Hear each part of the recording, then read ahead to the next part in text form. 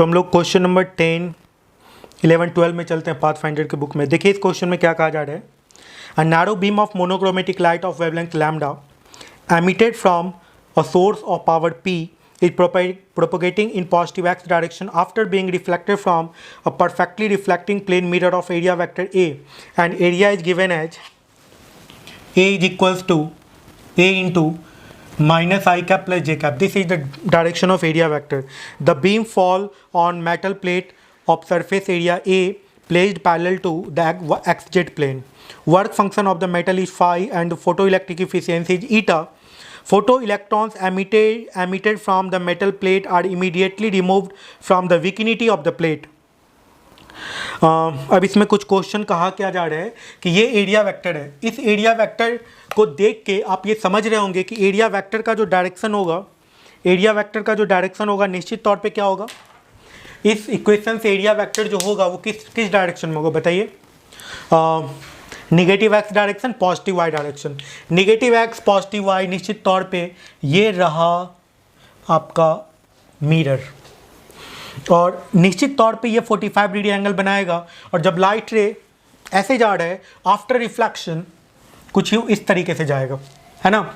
और ये होगा इसका नॉर्मल जो कि एरिया वेक्टर के डायरेक्शन में होगा। तो आप यहाँ से इजीली लिख सकते हैं initial momentum, final momentum and change in linear momentum. What is the value of initial momentum? H by lambda I cap. Final momentum of light H by lambda J cap. Change in linear momentum H by lambda J cap minus I cap. और यदि ये आ गया है तो आपको question number 10 में आपको calculate करना था change in linear momentum. Okay, तो change in linear momentum, reflection from the mirror, change momentum of photon and exert force on the mirror, which of the following statement is are correct. Okay, so change in linear momentum is this, and from this you can say that A option is correct. And after that, if you're talking about force experienced by the by this mirror, okay, then definitely you can see that force experienced by this mirror is in this way, and that is definitely in the direction of I cap minus J cap. तो आप सीधा इसी से बता सकते हैं कि इसका फोर्स वाले में कौन सा ऑप्शन होना चाहिए, एंड दैट इज ऑप्शन सी।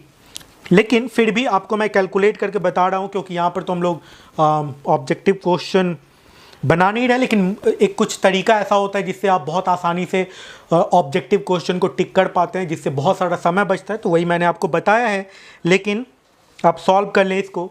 तो सबसे पहले फोर्स जो लगेगा that is n into change in linear momentum, n is the number of photon incident per second, and into change in linear momentum for this metal, for this mirror, that is delta p, and n is the number of photon incident per second, and h by lambda is the change in linear momentum, but for this mirror that is in this direction I cap minus J cap.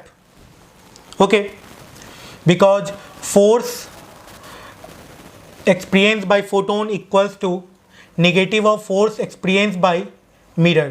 होगा ना ये, ठीक है। तो आप put कर दीजिए, तो यहाँ पे आपको मिल जाएगा n का value power of source p है। पावर ऑफ सोर्स कितना दिया हुआ है? p। तो पावर ऑफ सोर्स क्या होता है? n h c by lambda होता है ना।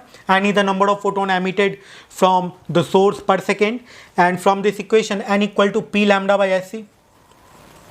If you put the value of n in this equation, then you can easily calculate the applied force, experienced force by this mirror, and that is equal to p by lambda by h c into h by lambda into I cap minus J cap. Nominator and denominator cut गया, तो p by c into I cap minus J cap. This is the force experienced by the mirror. इसके आगे बढ़ते हैं, question number 11 में चलते हैं। देखिए क्वेश्चन नंबर 11 को कैसे सॉल्व करेंगे। आसान क्वेश्चन है भाई, आप लोग भी बनाते तो बहुत इजीली बन जाता, लेकिन आसान है लेकिन कॉन्सेप्चुअल है, इसलिए हर क्वेश्चन को बनाने का ट्राई कीजिए। क्वेश्चन नंबर 11 ये अच्छा क्वेश्चन है इस पैसेज का। After a time interval delta T from the instant light falls on the metal plate, electric field at a point very close to the metal plate and far away from its edge is explored. Which of the following statement is are true? First of all, you have to try to understand what is the value of electric field if Q charge add on the metal plate. Okay, suppose that this is the metal plate, and if Q charge is occurred due to any kind of reason on this metal plate, then definitely Q by 2 charge on this side and Q by 2 charge on this side, and electric field at this point will be equals to sigma by epsilon naught, and sigma is equal to Q by 2, then Q by 2 epsilon naught into A is the value of electric field. Delta T time interval. In delta T time interval, how many number of electron emitted from this metal plate? How many number of electron? So first of all, how many number of photon incident on this metal plate? Suppose that n is the number of photon incident per second, n is the number of photon incident per second, then n delta t is the number of photon incident in delta t time interval, and if you multiply this equation from eta, then this is the number of electron emitted from this metal plate, and if you multiply electronic charge in this equation, then you get charge occur on this metal plate. This is the amount of charge. Okay, now what is the value of n?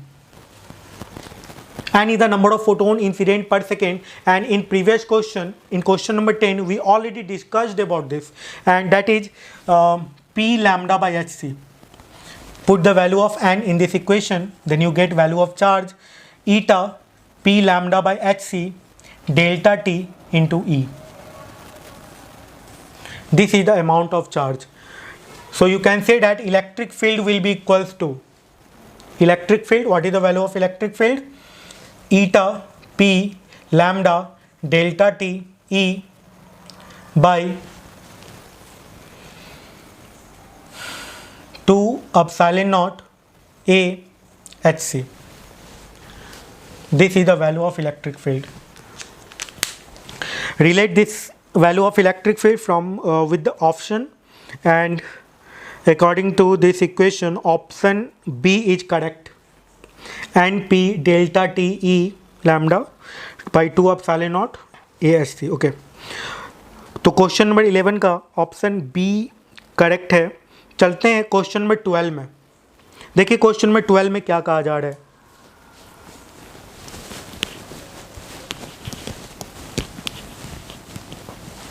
Question number 12. If power of the source, wavelength of light, surface area of photoelectric efficiency of the metal plate of the plate are adjusted to 60 watt, 6000 angstrom. Power of source is 60 watt. Wavelength is 6000 angstrom. Area is 0.04 meter square. And efficiency is 10 to the power minus 4. SC का value SC is equals to 12420 angstrom into electron volt. Okay. Now, range of the kinetic energy of photoelectron does not depend on the photoelectric efficiency of the metal used. Of course, this is the true statement. Actually, value of kinetic energy of electron emitted, value of kinetic energy of emitted electron is directly proportional to the frequency of light, wavelength of light incident on the metal surface. Okay, inversely proportional to the wavelength of light and directly proportional to the frequency of the light incident. According to the equation of Einstein, Sc by lambda minus phi, that is equals to kinetic energy, maximum kinetic energy. It means kinetic energy related to wavelength, and if you relate this equation by h mu minus phi, then kinetic energy is directly proportional to the frequency of the incident light. तो ये जो statement है ये सही है कि kinetic energy जो है वो डिपेंड नहीं करता है फोटो इलेक्ट्रिक इफिशियंसी पे, बिल्कुल नहीं करता है, सही बात है ये। चलिए बी में चलते हैं। If work function of metal of the ball is 1.9 electron volt, the maximum kinetic energy of photo electrons is, तो फोटो इलेक्ट्रॉन्स का मैक्सिमम काइनेटिक एनर्जी आप कैलकुलेट कर लीजिए। तो सबसे पहले आपको इंसिडेंट एनर्जी कैलकुलेट करना होगा, S C by lambda calculate करना होगा, है ना। तो एस सी बाई लैम्डा का वैल्यू क्या हो गया 12420 by 6000 in electron volt, and that is equals to 2.07, okay, 2.07 electron volt. So SC by lambda minus phi, that is equal to maximum kinetic energy, और यदि आप इसको पुट कर दे तो 0.17 आ जाएगा। तो ये सही है। आगे बढ़ते हैं, ऑप्शन सी में चलते हैं। ये सही ऑप्शन है B. If material of metal plate has work function 2.1 electron volt, no electrons are observed, ये भी सही है ना। मैक्सिमम जो एनर्जी जो है फोटोन का वो तो 2.07 इलेक्ट्रॉन वोल्ट है, और मेटल का वर्क फंक्शन 2.1 इलेक्ट्रॉन वोल्ट हो गया, तो नहीं निकलेगा electron. Number of photo electron emitted per second is 1.82 into 10 to the power 16। तो नंबर ऑफ फोटो इलेक्ट्रॉन्स, तो इफिशियंसी पता है आपको, तो सबसे पहले आपको कैलकुलेट करना पड़ेगा नंबर ऑफ इंसिडेंट फोटोन, ठीक है। तो number of incident photon into efficiency, that is equals to number of photo electron emitted, number of photo electron emitted, okay, ये सही है। तो नंबर ऑफ फोटोन इंसिडेंट, तो ईटा का वैल्यू कितने के बराबर दे रखे हैं 10 टू द पावर -4 दिया हुआ है, और नंबर ऑफ इंसिडेंट फोटोन कैसे निकलेगा, ये निकलेगा पावर, अभी हम लोगों ने कैलकुलेट किया था, power by S C lambda, P lambda by S C. हम लोगों ने देखा था कि पावर का जो डिफिनेशन होता है N S C by lambda होता है। S C by lambda is the energy of a single photon, और यदि आप इसको पुट कर दें 10 टू द पावर -4, पी का वैल्यू कितना है 60, लैम्डा का वैल्यू है कितना 6000, और यहाँ पे एस सी का वैल्यू हो गया 12420, then you get 1.82 into 10 to the power 16। तो ये भी एक ट्रू ऑप्शन है। तो क्वेश्चन नंबर 12 का ABCD सारा ऑप्शन सही है। चलिए फिर आगे बढ़ते हैं, 13, 14, 15 में चलते हैं। Thank you.